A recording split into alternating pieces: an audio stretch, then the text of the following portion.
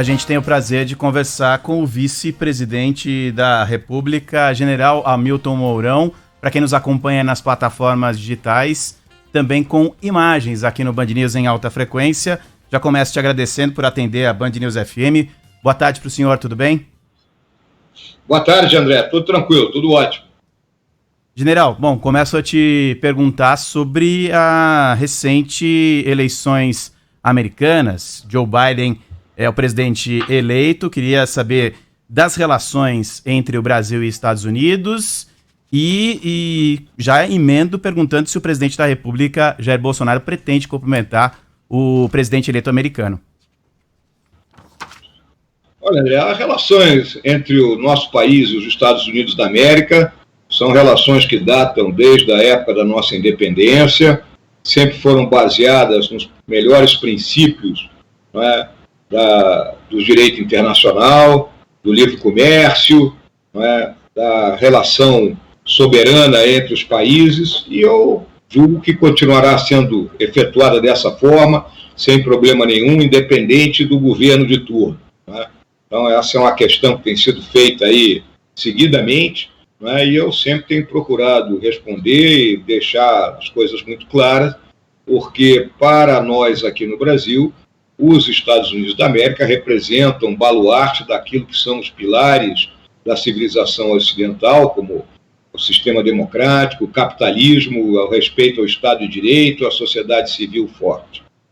E em relação aos cumprimentos ao novo presidente, uma vez que esteja confirmado efetivamente, que ainda há algumas contestações em curso lá dentro dos Estados Unidos, o presidente Bolsonaro apresentará os cumprimentos em nome do povo brasileiro ao novo presidente eleito dos Estados Unidos da América. Vice-presidente, eu queria perguntar ao senhor sobre o seu trabalho à frente do Conselho Nacional da Amazônia Legal. No fim da semana passada, a gente teve a divulgação dos novos dados do INPE, que apontou um crescimento no desmatamento da Amazônia, voltou a subir 50% em outubro em relação ao mesmo período do ano passado. Como o senhor avalia o trabalho que vem sendo feito? Como é que o Conselho tem conseguido colocar em prática medidas para a proteção da floresta? Pois bem, Gabriela, essa questão do desmatamento, e as consequentes queimadas que ocorrem a posteriori é algo que nós colocamos na ordem do dia desde a primeira reunião do Conselho em março, tanto que desde maio viemos realizando aí a Operação Verde Brasil 2, que reúne todas as agências ambientais federais, estaduais, mais ainda a Polícia Federal, Polícia Rodoviária Federal, e outros organismos como a FUNAI, INCRA, e obviamente com apoio logístico e de segurança propiciado pelas Forças Armadas. Nós vimos, vamos dizer assim, numa queda, uma tendência de queda do desmatamento. Em setembro, nós estávamos, quando comparado com o igual período entre janeiro e setembro do ano passado, com cerca de 15% de queda, mas aí aconteceu vamos dizer assim, esses números ruins, agora do mês de outubro. Então, nós sabemos aonde está ocorrendo essa área, nós estamos redirecionando os nossos esforços para esses lugares, nós fomos bem-sucedidos em outras áreas, mas nessa, que é uma área que se localiza ali na região do estado do Pará, ao sul da calha do rio Amazonas, entre os municípios ali de Itaituba, São Félix do Xingu, e mais ali a região de Tucuruí. Então, essa área nós temos que intensificar os nossos esforços. Ainda sobre esse assunto, queria perguntar ao senhor sobre uma reportagem do jornal Estado de São Paulo que trouxe a assinatura do senhor em uma proposta de ter o controle de 100% das ONGs que atuam na Amazônia até 2022 e de um marco regulatório para a ação das ONGs que atuam na região. Queria perguntar ao senhor, o senhor falou sobre isso, queria perguntar ao senhor o que são essas propostas, se o senhor já avaliou do que se trata, A princípio o senhor tinha dito que não sabia exatamente do que se tratava, se o senhor já sabe do que se trata e qual é a relação com as organizações não governamentais que atuam na região. Olha, quem teve acesso a parte dessa documentação, porque essa documentação não foi distribuída em caráter público, ela é uma documentação interna de planejamento estratégico do Conselho, teve uma interpretação errada a respeito dessa questão de marco de regulatório para organizações não governamentais. Não é isso que está colocado.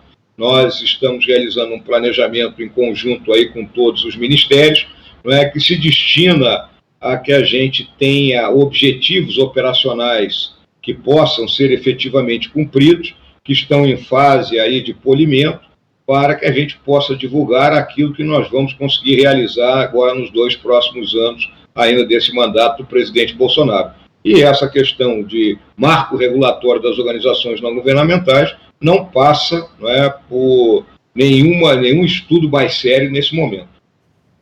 Vice-presidente Hamilton Mourão, eu queria saber a respeito da articulação política. Por favor, a articulação política do governo Jair Bolsonaro sempre foi alvo de críticas, principalmente por parte de alguns congressistas. Como está essa articulação hoje, essa relação executivo-legislativo?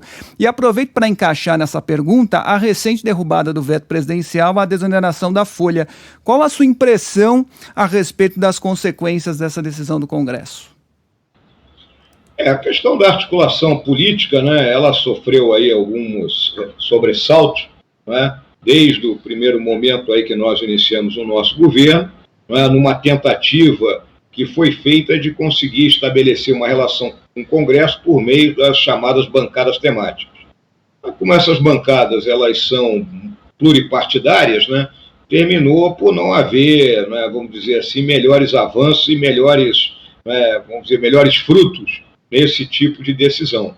A partir do começo desse ano, o presidente resolveu, então, se relacionar diretamente com as lideranças dos principais partidos políticos, né, e aí encarregou o ministro Ramos, aí, da Secretaria de Governo, de fazer essa ponte, e ao longo aí desses últimos meses eu tenho notado, né, que nós obtivemos aí, vamos dizer assim, um relacionamento mais tranquilo, né, com o Congresso, né, e, consequentemente, uma melhor oportunidade, mesmo nessa situação de pandemia, que o Congresso não está se reunindo, de buscar aprovar aquelas pautas que são consideradas fundamentais para que o governo atinja seus objetivos.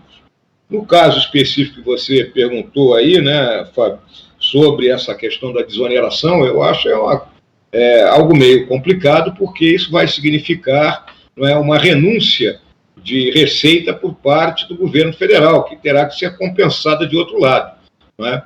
Vocês estão lembrados que o ministro Guedes é a favor dessa desoneração, desde que se criasse algum outro tipo de imposto para compensá-la, não é? Uma vez que não vai ser criado nada, essa compensação ou terá que ser feita por um esforço arrecadatório em cima, né, dos impostos já existentes, ou então vamos dizer assim, por mudanças no orçamento para compensar essa não entrada de receita.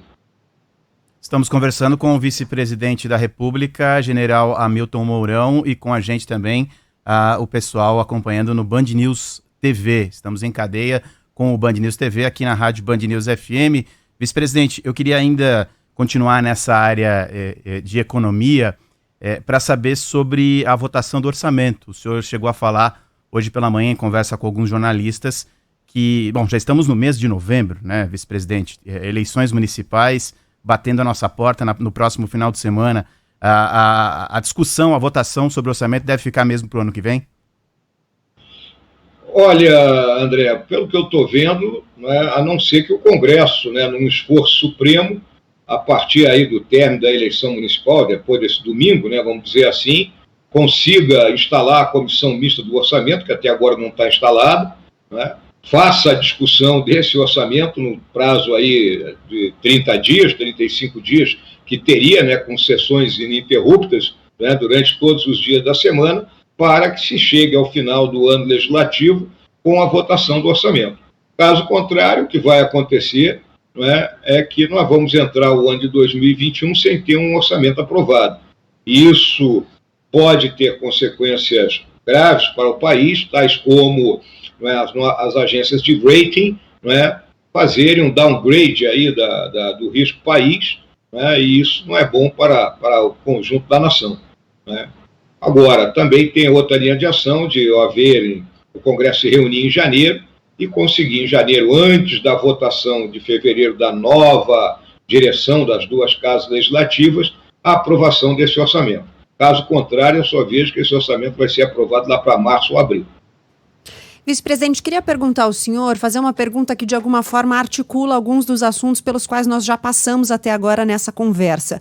A gente sabe que o agronegócio é um setor extremamente relevante para o Brasil. Agora há pouco a gente ouviu o nosso colunista Otávio Sesc Júnior aqui na Band News FM, do Agronosso. Ele falava sobre a necessidade talvez de o agronegócio se rever para continuar conseguindo comercializar com outros países, em especial destacando a situação dos Estados Unidos, já que o presidente eleito Joe Biden tem uma preocupação ambiental bastante externada até agora. Queria perguntar ao senhor se o senhor acha, de fato, que o agronegócio brasileiro está alinhado a essas preocupações ambientais, qual a relação que o governo tem com esse setor e o que o senhor projeta para o setor a partir de agora.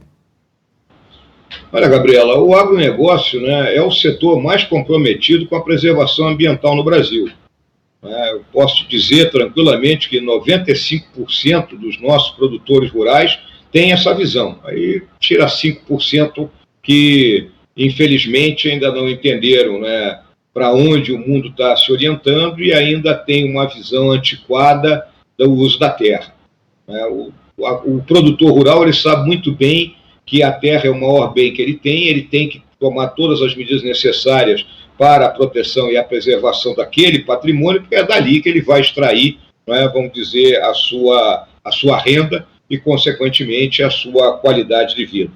Eu vejo que o nosso agronegócio, por meio de suas grandes empresas e por meio de seus, vamos dizer, de suas lideranças, já se movimentou há algum tempo em termos da questão de nós termos noção da cadeia de sustentabilidade, da rastreabilidade dos produtos que são exportados.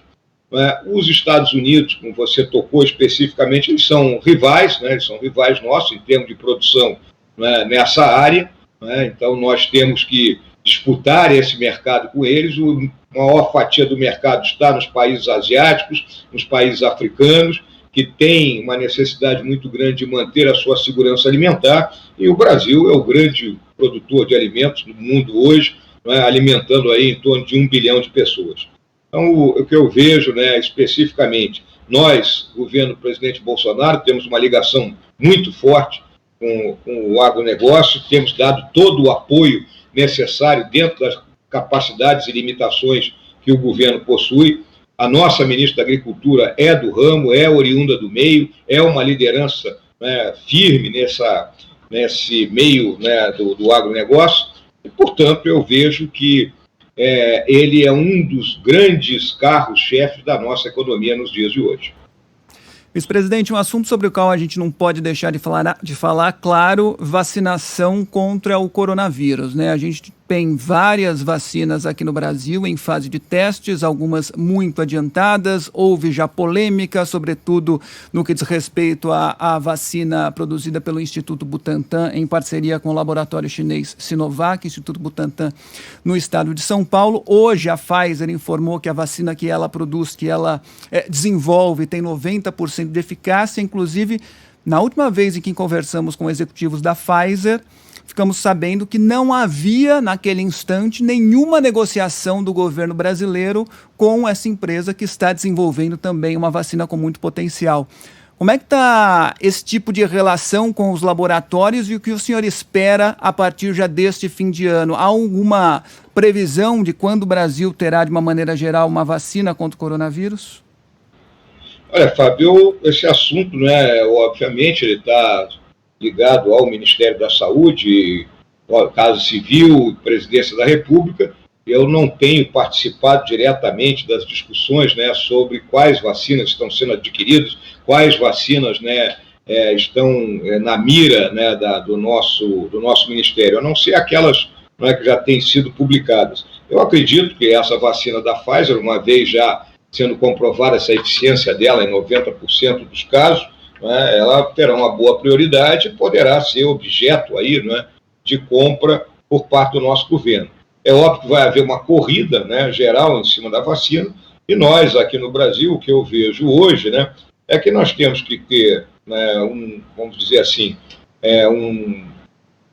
um pool de vacinas, né, vou colocar dessa forma, que sejam de confiabilidade, certificadas pela Anvisa, e mais ainda, um planejamento, né, envolvendo duas ações muito claras.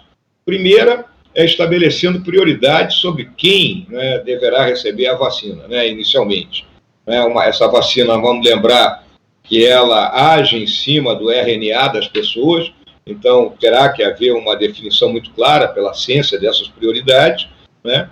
E, em segundo lugar, um planejamento logístico, que o Brasil, vamos dizer assim, tem expertise para isso, fruto de todas as campanhas de vacinação que nós já fizemos, para que a vacina chegue o mais rapidamente possível a quem necessita e em qualquer ponto do país.